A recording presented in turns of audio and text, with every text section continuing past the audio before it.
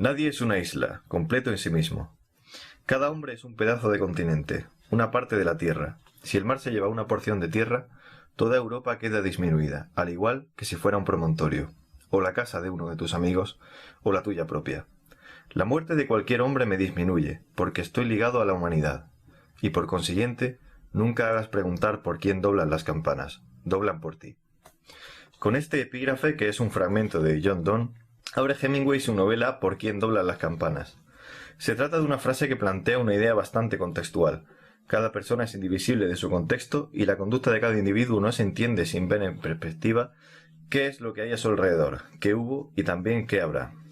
Hemingway escogió esta frase para abrir su obra más representativa, de la que Juan Villoro dijo que le había dado a Hemingway lo mejor y lo peor que puede recibir alguien con mentalidad de atleta, es decir, un triunfo insuperable. No sabemos si es por esto o si fueron otros los motivos, pero lo que sucedió fue que después de ganar el premio Pulitzer y posteriormente el premio Nobel de Literatura, Hemingway se suicidó. Bienvenido o bienvenida a la primera edición de nuestro podcast El Baúl de los Psicólogos, patrocinado por el portal de formación online terapiascontextuales.com.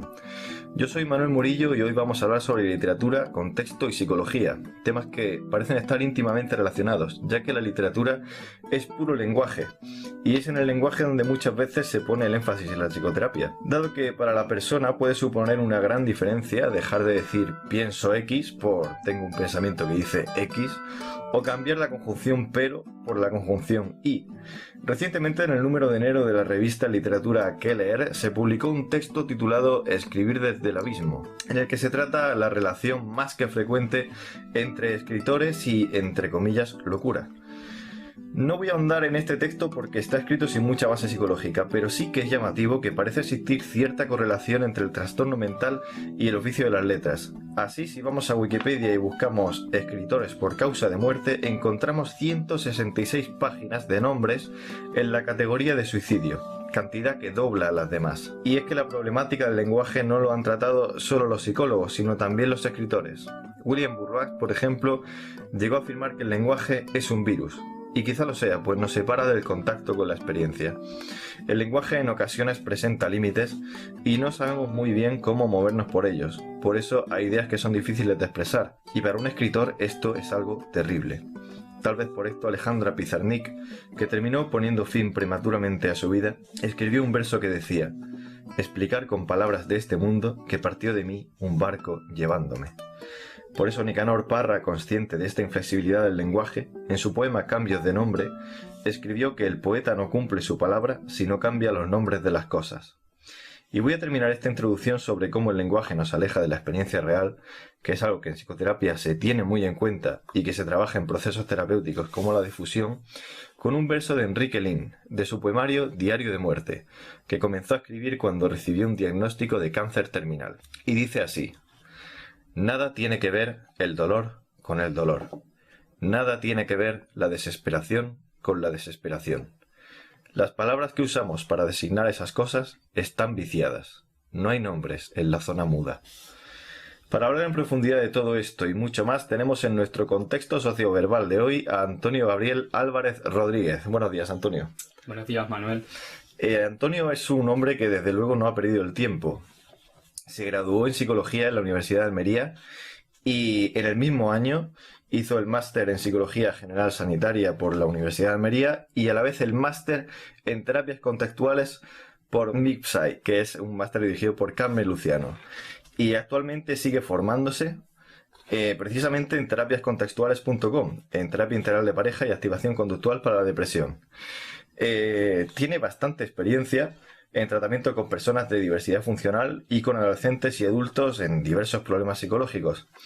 Y actualmente se está especializando y lo lleva ya bastante trabajado en terapia con adolescentes, adultos y parejas. Y lo hace tanto en formato online como en formato presencial en Almería. Apunten, en el centro de Asein, Psicología y Psicoterapia, en Avenida Cabo de Gata 56. Como la charla con él va a ser muy interesante y probablemente fructífera, vamos a decir su dato de contacto por si quieren contactar con él para algún tema profesional. Su correo es agalvarezpsy@gmail.com. Su página web es agalvarez de Antonio Gabriel, la A y la G, agálvarezpsicología.com. Y en sus redes sociales lo podéis encontrar como Agálvarez Psicología en Facebook y en Instagram, y en LinkedIn y en Twitter como agálvarezpsy. Bueno, pues Antonio, ¿qué tal? Muy bien, encantado de participar en esta iniciativa. Espero llegar al nivel de cómo me has vendido al público. Y nada, me gustaría empezar comentando muchos de los datos que en la introducción ya has hablado, que me ha parecido tremendamente interesante. Sobre el primer fragmento de Hemingway, por ejemplo, podemos destacar directamente el cómo nosotros moldeamos a la sociedad y la propia sociedad nos moldea a nosotros. Vivimos en contexto, somos seres sociales y todos tenemos influencia unos sobre otros. Yo creo que teniendo esto claro, siendo conscientes de ello, podremos entender muy bien tanto el cómo surgen los problemas psicológicos, como el por qué una determinada historia puede influir de determinada manera en nosotros, e incluso al conocer esto y saber en los límites en los que nos movemos, creo que podríamos decir que tenemos algo más de libertad de acción al conocer esos límites. No sé qué te parece a ti.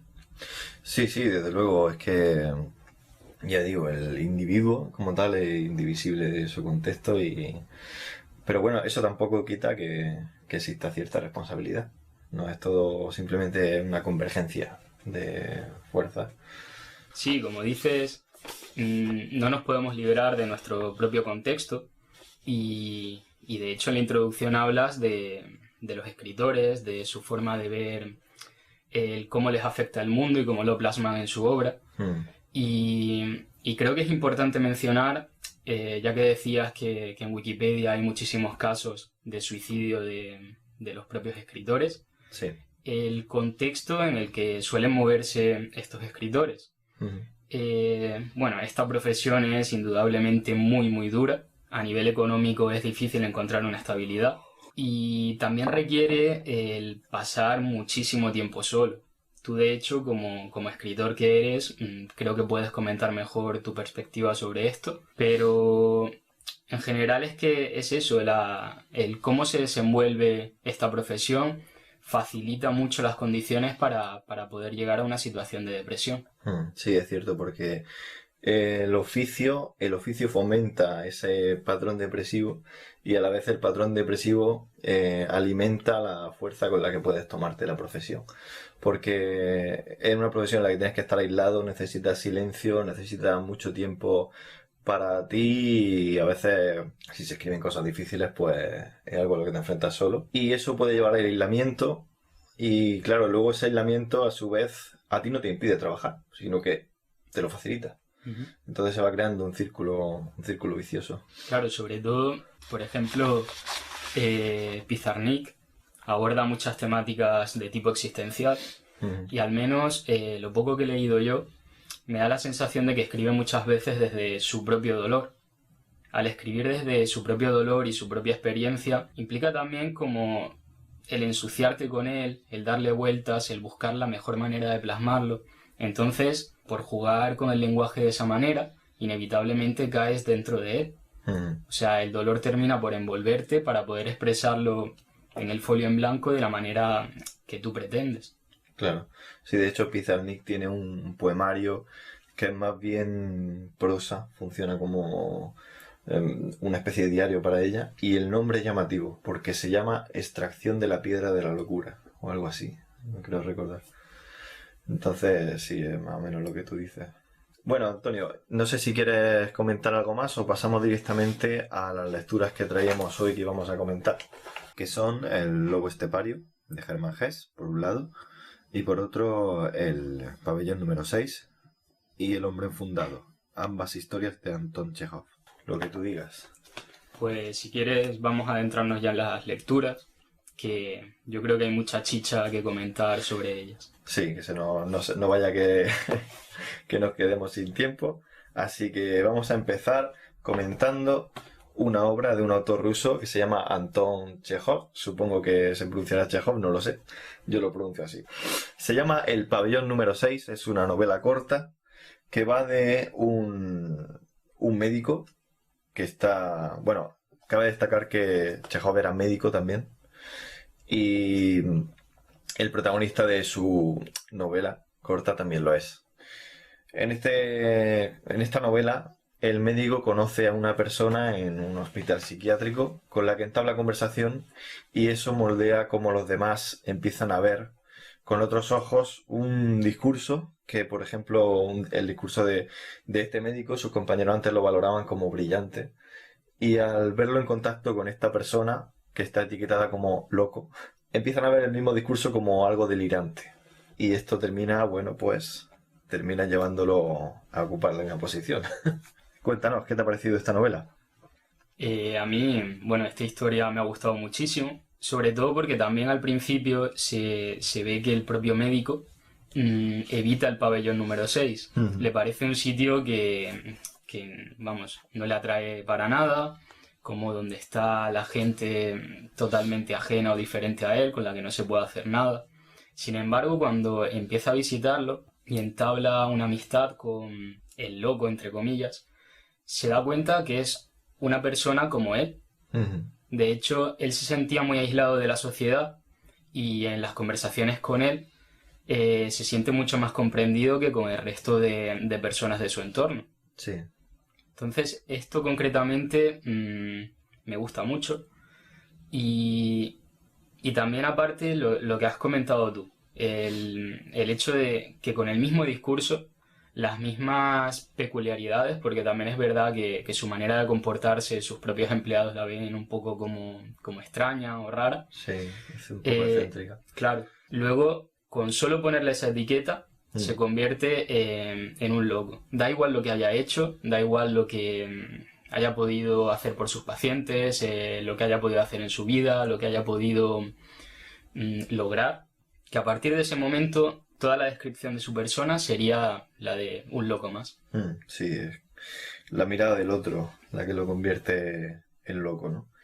Voy a leer aquí un pequeño fragmento Ujú. que dice, cuando ya lo tienen por loco, digámoslo así, lo van a meter también en el psiquiátrico. Dice, mi enfermedad consiste solo en que en 20 años en toda la ciudad solo he encontrado a una persona inteligente y resulta que además es un loco. No hay enfermedad alguna, solo que he caído en un círculo vicioso del cual ya no hay salida. Más adelante vuelve a comentar algo así que decía, bueno, refiriéndose eso a la mirada del otro, cuando le digan que está loco, o sea que, en una palabra, cuando usted llame la atención de los demás, sepa entonces que ha caído en un círculo vicioso del cual ya no saldrá. Háblanos de este círculo vicioso. Bueno, en esta novela también una de las conductas que ejerce de manera más continua el médico es el aislarse en su despacho y empezar a leer muchísimo, Sí. porque es como que se empieza a alejar de las contingencias de su propio entorno, como que empieza a desconectar del mundo en el que vive por solo considerar digno esos grandes de la filosofía, de la literatura y demás. Como este mismo loco, como hemos dicho, también tiene un nivel cultural alto y sabe responderle muchas de las cosas que el propio médico no entiende o no encuentra la respuesta adecuada en los demás, es cuando él dice que cae sobre, bueno, este círculo vicioso del que habla. En parte también se cuenta un poco la historia del médico y se ve que no es particularmente difícil. De hecho, él habla muchas veces de que el dolor no es para tanto, que si logras desdibujarte de él, como que puedes llevar tu vida como quieras, llegar a donde quieras. Sin embargo, muchas veces en estas conversaciones, con una historia objetivamente bastante más difícil detrás, la persona del pabellón le comenta que no tiene ni idea de lo que es el dolor, de lo que es sentir y el haber vivido una historia difícil. Y ahí se ve un poco el juego de la perspectiva, del efecto que tiene nuestra propia historia de aprendizaje sobre luego nuestra manera de ver y valorar, comportarnos con el claro. mundo. Sí, desde luego. Voy a sacar aquí un par de estudios que voy a comentar respecto a las consecuencias del etiquetaje. Uno es de Rosenhan, de 1973. Es un estudio en el que cogieron a personas sanas, digámoslo así. En concreto eran 8 y bueno, las etiquetaron como pacientes con esquizofrenia. Y ellos entraron en diversos ámbitos hospitalarios diciendo que habían escuchado voces. Y el objetivo era convencer a los psiquiatras que estaban ahí de que no estaban locos, por decirlo de esa manera, y que los dejaran salir del hospital psiquiátrico. Recordemos que no lo estaban, que eran simplemente actores. Y una vez que estuvieron dentro ya no representaron más su papel. Pues ninguno lo consiguió. Y luego se realizó un segundo estudio en el que fue al revés. No se presentó ningún pseudopaciente, pero a las personas que estaban ahí sí se les informó de que se les intentó engañar diciéndole que se iba a replicar el estudio cuando realmente era diferente. Y en ese caso, cuando ya los psiquiatras sí sabían sabían, entre comillas, que había ahí pacientes y estaba en juicio su prestigio profesional, detectaron a 23 sospechosos y no había ninguno. Y luego comentar otro estudio de Eikeseth y Lovas de 1992, en el que se presentaban niños con autismo y niños sin autismo, pero que realmente ninguno tenía autismo, simplemente era la etiqueta, y se encontró que a los niños con autismo se les reforzaban, en las mismas tareas se les reforzaban los errores. Y esto terminaba moldeando su comportamiento a que efectivamente terminaran cometiendo más errores. Claro, aquí en estos estudios vemos una vez más el peso que tiene la etiqueta sobre cómo se comporta la gente con nosotros o con los demás. El hecho que a ti te cataloguen de esquizofrénico ya te limita tu vida una barbaridad. Aunque claro, luego los síntomas, o incluso como se ve en el estudio, que no haya ninguna persona, pero por llamarla de esta manera ya, los falsos positivos aumentan, no puedes salir del propio complejo hospitalario aunque no tienes una esquizofrenia real. Entonces ahí sí que podemos ver exactamente eso, lo que sería el gran poder que tiene la etiqueta sobre luego la calidad de vida que pueden tener las personas. Por eso, bueno, en las terapias contextuales también, dentro de las medidas que no sean posibles, intentamos no utilizar diagnósticos como tal, porque sabemos la limitación que eso puede luego tener en la vida de las personas. Claro. Bueno, Antonio, no sé si quieres comentar algo más del pabellón número 6 o pasamos a la siguiente. Bueno, sobre esta historia también quiero comentar el final de ella. Que para entender un poco el por qué se mantenía esta supuesta locura en todos los internos, también hay que valorar en qué condiciones se encontraba. Médicos que los visitaban poquísimo y el trato que tenía con ellos totalmente frío. Un guardia que les pegaba. Claro, sí. El guardia que les pegaba palizas. Llevaban ropa denigrante, que habían usado anteriormente otros que no eran ni de su talla. Un gorro, bueno, según como lo describe Chekhov, bastante ridículo y sin estimulación apenas. Entonces, sí, en esas condiciones, ¿qué persona no estaría mal? Es que lo raro sería estar bien en esas condiciones. Claro, en ese contexto lo raro es efectivamente estar bien. Y no sé si tenemos tiempo, pero yo lo relaciono mucho al estudio que se hizo sobre el Rat Park, cómo variaba cuando se enriquecía mucho el contexto donde vivían las ratas. Claro. Cuando tenían compañeros, juguetes, estimulación en general, preferían el agua que no tenía este componente de droga, vaya. Bueno, pasamos al lobo estepario. Sí. ¿Qué te ha parecido a ti esta novela? En general, me gusta mucho la novela. O sea, la manera de redactarla a mí personalmente se me hace un poco pesada. Pero sí que es curioso el cómo describe esa lucha constante entre el protagonista, que es Harry, y el supuesto lobo estepario que vive dentro de él, y cómo también esta lucha interna acaba limitando su vida.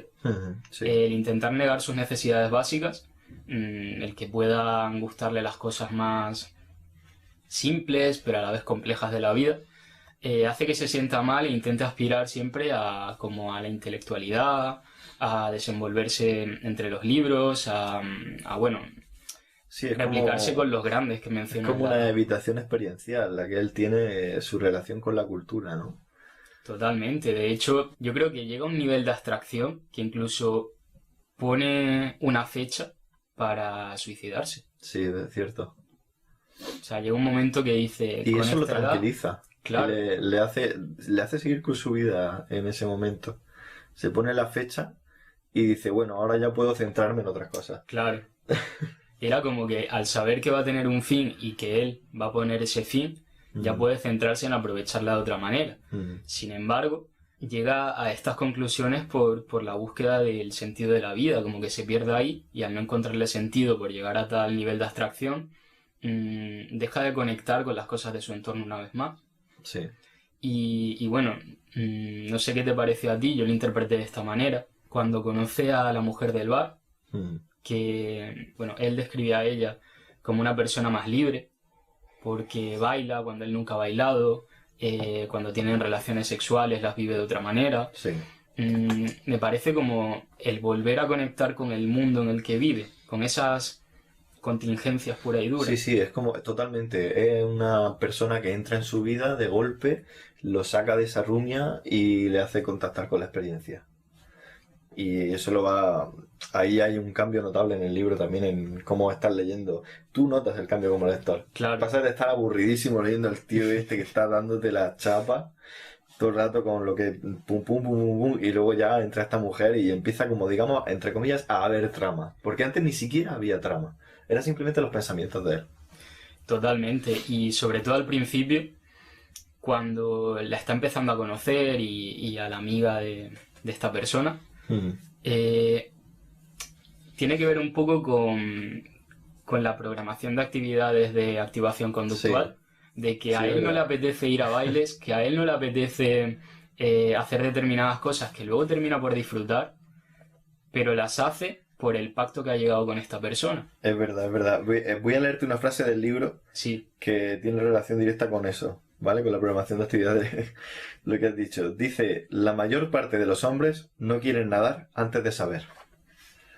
Esto es muy de cuando, bueno, cuando el cliente, ¿no? Te dice que es que no le apetece hacer esas cosas, no se ve con fuerza. claro. Y entonces ya tienes que ir programándolo poquito a poco para que y al final terminan haciéndolas. Claro, es esa trampa de querer esperar sentados a sentirnos bien, A sentirse bien, que ojalá efectivamente. fuese así, que sería todo mucho más fácil. Pero normalmente es al contrario. Primero implica el hacer, ese aprender a nadar, Ujú. para luego poder contactar con otro tipo de sensaciones internas. Sí. Y te voy a leer otra frase de que me ha gustado mucho del libro, que yo Ujú. creo que a nosotros como contextuales también nos toca de cerca. Dice, si tuviéramos una ciencia con el valor y la fuerza de responsabilidad para ocuparse del hombre y no solamente de los mecanismos de los fenómenos vitales, es un golpe al mecanicismo tremendo. Y bueno, Que es una frase para estar un tiempo reflexionando. sí, un tiempo reflexionando y escribir varios papers sobre ella, desde luego. Habría que citar esta obra en los papers, pero sí. Y bueno, no sé si quieres comentar algo más. Estamos hablando de el lobo estepario de Hermann Hesse, que no he dicho el autor. Pues Que va simplemente sobre... que él al principio identifica que existe un Harry y un lobo, Ujú, pero hay un punto de la obra en la que se da cuenta que no existe nada más un Harry y un lobo, ujú. sino existen miles de Harrys y miles de lobos. O sea, según su contexto, él se comporta de maneras diferentes. También, al cambiar un poco su vida, las cosas que va haciendo, sus propios pensamientos y su manera de reflexionar cambia. De hecho, el Harry que está en la fiesta, Sí. en esa fiesta que dura muchísimas horas, tal y como lo describe en el libro, no es el mismo Sí, es casi la mitad que, del libro en la fiesta. claro, Es increíble. no es el mismo que el del principio, que solo se quejaba de los dolores y lo único que le relajaba un poco era pensar en su cuchilla de afeitar. Hmm. O sea, no es el mismo. No, no, desde luego ha cambiado completamente. Tenía antes, se veía como simple, como una dualidad muy simple, muy Claro, dicotómica. sí, Y termina dándose cuenta de la multiplicidad que tiene. Además juega mucho con... De hecho es que menciona el ajedrez y me recordó mucho la metáfora del ajedrez de A, ¿no? Que es como que cada pieza del ajedrez es como una faceta de tu vida, yo como contenido. Y jugaban con el tema de cuando atraviesan las puertas, cada pieza era una cosa de su vida y tal, y ahí es como que se va dando cuenta de la multitud de experiencias internas que puede tener. Y al final, bueno, conectando un poco, porque me lo ha recordado al hablar del ajedrez, sobre, bueno, tu obra, tu libro, Sí. de todos los caminos que llevan a Grecia. Sí. También se menciona muchas veces esa partida de ajedrez, donde también vemos que, bueno, los miedos, las inseguridades, la desvinculación, podemos pensar que nos lleva a no elegir, pero el no elegir ya es una elección. Estamos eligiendo constantemente. Es imposible no elegir, del mismo modo que es imposible no comunicar, por ejemplo. Entonces... Es imposible no comportarnos, al fin y al cabo. Eso es, efectivamente. Bueno, ¿y qué te parece si pasamos al hombre enfundado? Bueno, el hombre enfundado, ¿cómo describirías tú a este hombre enfundado? El hombre enfundado, por cierto, de Anton Chejov. Volvemos al primer autor del que hemos hablado. Es un cuento muy corto, lo podéis leer perfectamente en media hora o una hora. A mí este cuento en particular llegué incluso a pillarle cariño por cómo está escrito y bueno, yo lo describiría como una persona terriblemente rígida, con un patrón súper rígido, súper inflexible, pero que durante toda su vida le es útil y no le genera problemas. En todo caso, le puede generar problemas a algunos con los que se relaciona. Claro, sí, que se terminan alejando de él o criticándolo, pero... Claro, pero esa regla que mueve su vida, la de no vaya a ser que pase algo. Que yo creo que muchos también nos identificamos en algunos momentos con esa regla de... Sí. ¿Y si pasa algo, si hago esto? Claro, claro. Es una persona que cuando se le presentan oportunidades que salen de lo que él tenía planeado, siempre las niega sistemáticamente porque no vaya a ser que pase algo. Y claro. Lo dice literalmente, dice eso. Y de hecho, bueno, llega un punto que su contexto cambia, que va a casarse cuando yo creo que nunca se lo había planteado. No, es que se lo plantean otras personas, a él le pilla por sorpresa la idea. Claro, es como que no se lo había planteado, pero considera que es correcto el casarse porque ¿por qué no va a casarse? Claro. Es un poco el decidir por lo que te imponen los demás en ese momento. Y esto, bueno, este cambio al final lo lleva a que no logre adaptarse a esta nueva situación. Sí, es como que por primera vez toma una decisión impulsiva, que es la de, bueno, voy a casarme. Pero ya cuando vuelve a casa y se pone a reflexionar sobre ello, se da cuenta de que no había dicho el no vaya a hacer que pase algo. Claro. Y entonces como que ya se atranca otra vez. Claro, pero a mí me llama también la atención que podría ser un tipo de conducta muy rígida, claro, y controlada incluso por reglas de tipo playas, cuando describe mucho que va a hacer visitas a sus amigos o a sus compañeros de trabajo y no habla con ellos, que se queda simplemente sentado, esperando que pase un rato como para cumplir con la visita e irse. Sí. O sea, me parece súper curioso eso y súper descriptivo también de lo que pasa con este tipo de reglas. Y bueno, y al final... Como que va porque tiene que ir, claro, no por lo que se va a encontrar ahí. Tengo que ir porque esperan de mí que vaya, porque para ser un hombre correcto o como quiera llamarse, pero debo hacer esto. No espera que le aporte nada. Pues sí, al final, bueno, el desenlace es que acaba más enfundado que nunca. Sí, efectivamente. Pues, bueno, yo creo que podemos ir dando por terminado, ¿no? Más que nada por el tiempo, porque seguiríamos aquí hablando un rato, pero por el tiempo hay que ir cerrando, que esas han sido las 3 lecturas de hoy, vamos a recordarlas: El pabellón número 6 y El hombre enfundado, ambas de Anton Chejov, y El lobo estepario de Hermann Hesse. Y hemos estado con la compañía de Antonio Gabriel Álvarez Rodríguez. Recordamos, por ejemplo, su página web, agalvarezpsicología.com. Antonio, ha sido un placer dialogar contigo. El placer ha sido mío. Y nada, me siento muy agradecido del poder participar en esta iniciativa. Seguro que aporta mucho a todos los que quieran oír este tipo de podcast que estáis haciendo. Seguro que sí. Y bueno, aquí acaba la edición de hoy. Para estar al tanto de novedades, recursos y ofertas, no dejes de seguir las redes de terapiascontextuales.com en Facebook, Instagram y Twitter, así como escribirnos a embajadores.tc@gmail.com con cualquier idea, sugerencia u opinión que tengas. Entre todos formamos contexto.